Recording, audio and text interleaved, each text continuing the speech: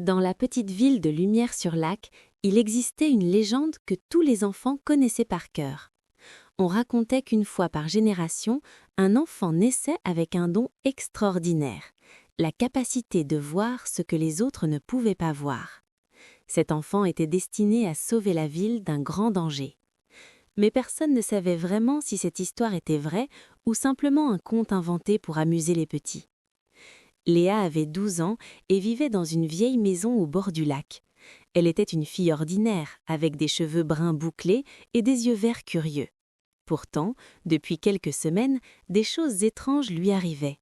Elle voyait des reflets bizarres dans l'eau, des ombres qui bougeaient toutes seules, et parfois, elle entendait des murmures que personne d'autre ne semblait percevoir.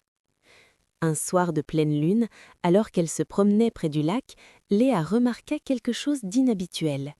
L'eau brillait d'une lumière argentée et au centre du lac, une île qu'elle n'avait jamais vue auparavant était apparue. L'île flottait comme un mirage, scintillant sous la lumière de la lune. Intriguée, Léa chercha une barque et rama doucement vers cette île mystérieuse. En approchant, elle vit que l'île était couverte d'arbres anciens aux branches tordues et aux feuilles phosphorescentes. Au centre se dressait une statue de pierre représentant un enfant tenant un livre ouvert. Léa descendit de la barque et s'approcha prudemment. Sur le livre gravé dans la pierre, elle lut ces mots étranges. « Celui qui lit ces lignes doit affronter l'ombre pour protéger la lumière. » Soudain, la statue bougea. Léa recula, le cœur battant. Mais ce n'était pas la statue qui bougeait, c'était son ombre. L'ombre se détacha du sol et prit la forme d'une créature immense et menaçante. Elle avait des yeux rouges brillants et semblait absorber toute la lumière autour d'elle. Léa voulut s'enfuir, mais une voix douce résonna dans sa tête. « N'aie pas peur, Léa, tu es l'élue de cette génération. » Tremblante, Léa demanda « Qui es-tu? Que veux-tu de moi ?» La voix répondit « Je suis le gardien de la légende. L'ombre que tu vois est le dévoreur de lumière. Il apparaît une fois par génération pour plonger notre ville dans l'obscurité éternelle. Seul l'enfant élu peut l'arrêter. » Léa regarda autour d'elle, cherchant une arme ou quelque chose pour se défendre, mais il n'y avait rien. Le gardien continua. « Tu n'as besoin d'aucune arme, ton don est ta force. Tu peux voir ce que les autres ne voient pas. Utilise cette capacité pour découvrir la faiblesse du dévoreur. » Courageusement, Léa fixa l'ombre menaçante. Elle plissa les yeux et se concentra intensément. Petit à petit, elle commença à voir à travers l'obscurité. Au cœur de la créature, elle aperçut une petite lumière tremblotante, comme une flemme sur le point de s'éteindre. C'était le point faible du dévoreur. Mais comment l'atteindre? Léa réfléchit rapidement. Elle se souvint des histoires que sa grand-mère lui racontait sur le pouvoir de la gentillesse et de la compassion. Peut-être que le dévoreur n'était pas un monstre, mais une créature souffrante qui avait besoin d'aide.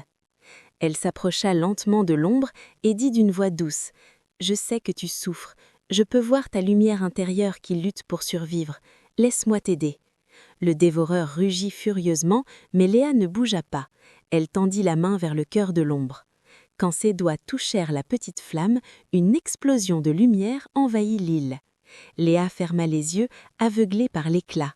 Quand elle les rouvrit, l'ombre avait disparu. À sa place se tenait un petit garçon lumineux, aux yeux tristes mais reconnaissants. « Merci, » dit le garçon. « J'étais l'élu de la génération précédente. J'ai effaillé dans la mission et j'ai été transformé en dévoreur de lumière.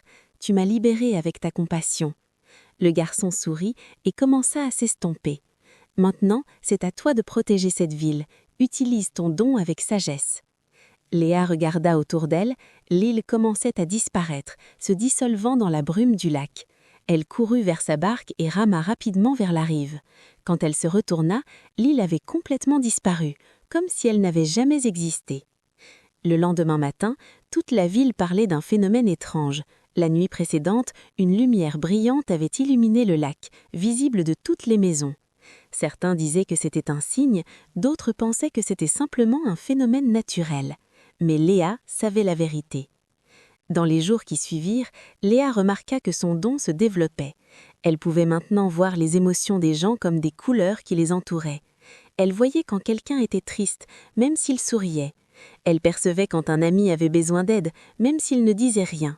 et elle utilisait ce pouvoir pour aider les autres.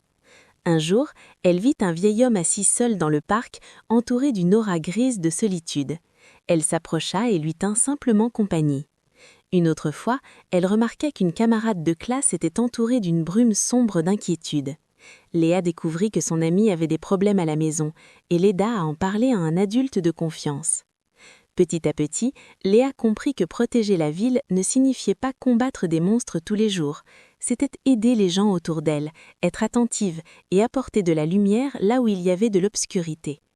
La véritable légende n'était pas l'histoire d'un héros solitaire, mais d'une personne ordinaire qui choisissait chaque jour de faire le bien.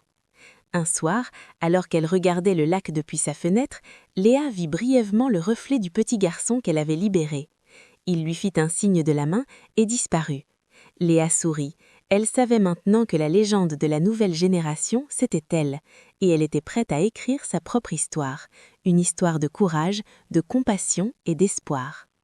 La ville de Lumière-sur-Lac était désormais entre bonnes mains. Et quelque part, dans le futur, un autre enfant naîtrait avec le don de voir l'invisible. Mais pour l'instant, c'était au tour de Léa de briller et de protéger ce qu'elle aimait. Car c'est ainsi que les légendes prennent vie, une génération à la fois.